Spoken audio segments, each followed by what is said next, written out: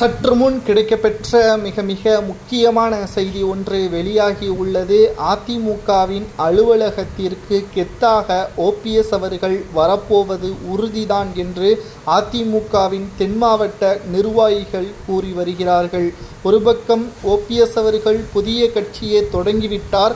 ஆனாலும் ஓபிஎஸ் அவர்கள் அதிமுகவில் பயணித்தால் மட்டும்தான் வெற்றி என்பது அதிமுகவிற்கு உறுதியாக இருக்கும். இல்லை என்றால் இனி அதிமுகவை வெற்றியடைய வைப்பது மிகப்பெரிய கடினம். அதுவும் எடப்பாடி பழனிசாமி அவர்கள் தலைமை ஏற்று பொறுப்பை தேர்தலில் குறிப்பாக வேட்பாளர்கள் நியமனம் அனைத்துமே பணத்தை முன்வைத்துதான் எடப்பாடி காய் நகர்த்துவார். இதுவே அதிமுகவின் தோல்விக்கு வழிவகுக்கும். 2021 சட்டமன்ற தேர்தலில் அனைவரும் ஒருங்கிணைந்த அதிமுகவை 3.5% வித்தியாசத்தில்தான் தோற்றது. ஆனால் இப்பொழுது மிகப்பெரிய அளவிலான தோல்வியே மக்களவை தேர்தலில் செய்யப்பட்டுள்ளது.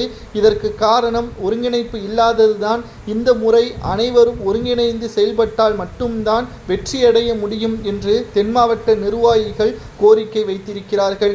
இதை ஏற்றுக்கொண்டு எடப்பாடி பழனிசாமி அவர்கள் மனம் வாரி அதிமுகவின் மீது சுமர்த்தப்பட்ட பொய்யான வழக்குகளை வாபஸ் பெற்று ஓபிஎஸ் அவர்களை மீண்டும் அதிமுகவில் இணைத்தால் மட்டும்தான் தென் மாவட்டங்களில் எடப்பாடி பிரச்சாரம் செய்ய முடியும். இல்லை என்றால் அவரை நாங்கள் விரட்டி அடிப்போம் என்பதற்கேற்ப தென் மாவட்ட நிர்வாகிகள் கூறியுள்ளார்கள்.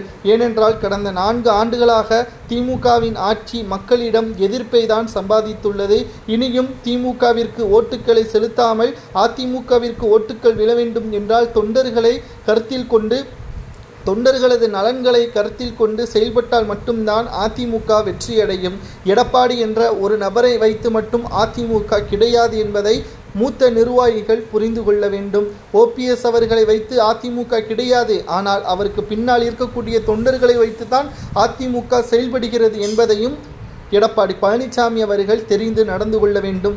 ஓபிஎஸ்ஐ எதிர்த்து கொள்வது போல் தொண்டர்களை எதிர்ப்பதாக நினைத்து கொள்ளாமல் இருக்கிறார். ஆனால் ஓபிஎஸ் என்ற தனிநபரை எதிர்க்கவில்லை, தொண்டர்களையும் சேர்த்துதான் எடப்பாடி எதிர்க்கிறார் என்பது இதன் மூலமாகவது தெரிய வேண்டும் என்றுதான் தென் மாவட்ட நிர்வாகிகள் கூறி வருகிறார்கள்.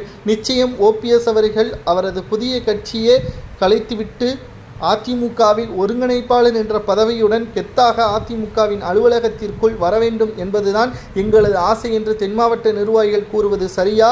எடப்பாடி பழனிசாமி அவர்கள் மனம் மாற வேண்டுமா அல்லது ஓபிஎஸ் அவர்கள் அதிமுகவிற்கு தேவையில்லை, எடப்பாடியே சிறந்த தலைவரா என்பதை நீங்கள் கூறுகிறீர்கள் என்றால் கமெண்ட் வாயிலாக மறக்காமல் கூறுங்கள். நன்றி, வணக்கம்.